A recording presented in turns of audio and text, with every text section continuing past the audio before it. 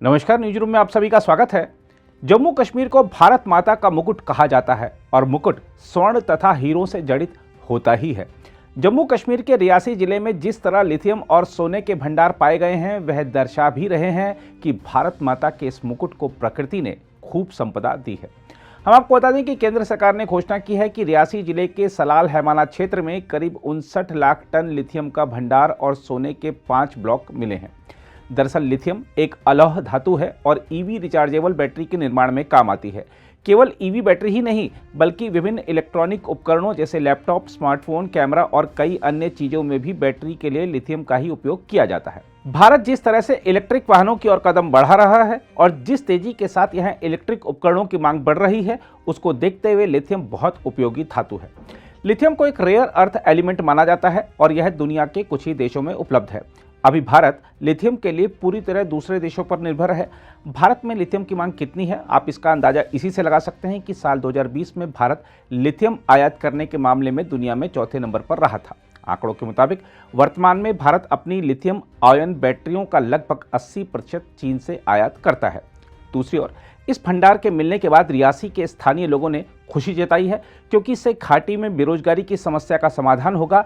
इसके साथ ही रियासी जिले के अधिकारी और जम्मू कश्मीर खनन विभाग के सचिव ने भी इस भंडार के मिलने पर खुशी जताते हुए कहा है कि यह भारत के लिए गेम चेंजर साबित होगा। कम से कम 100 के करीब इन्होंने जो पॉइंट दिए हैं, जो 5.9 मिलियन टन जो इसमें जो लिथियम निकलना है, इसका पूरा इन्होंने 2 साल तक सर्वे करते रहे। हमारे पास ही रुके थे जे 2 साल इन्होंने पूरा इसका सर्वे करके वो लखनऊ में भेजा। लखनऊ से पास होकर कल ही जो आपको खुशखबरी, जो हमारे डिस्ट्रिक्ट के लोगों के लिए खुशखबरी, सलाल के लोगों के लिए बहुत बहुत खुशखबरी है, मुबारकबाद है कि ये हमारा रोज़गार का एक नया सुनहरा मौका है।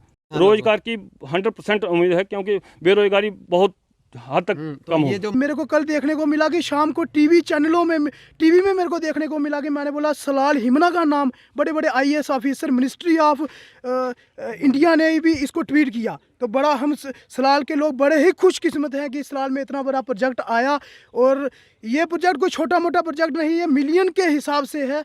तो ये हमारे लिए खुशकिस्मत की बात है, ये हमारे लिए भाग्य खुला है कि ये हमारा सलाल चमकेगा एक दिन। जो हमारे सलाल के बेरोजगार लोग हैं, वो लोग कोई भी घर बेरोजगार नहीं रहेगा, ये मेरे को पूरा विश्वास है जी।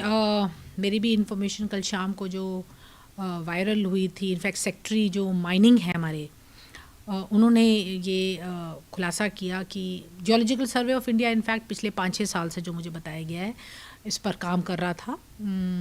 जो हमारे पास बॉक्साइट के जो रिजर्व्स हैं सलाल कोट एरिया में, और रिपोर्ट जो उन्होंने सबमिट की है, जिसके तहत उन्होंने बताया कि 5.9 मिलियन टन्स ऑफ लिथियम जो है रिजर्व्स की अवेलेबिलिटी है इस बॉक्साइट कंपोजिट में।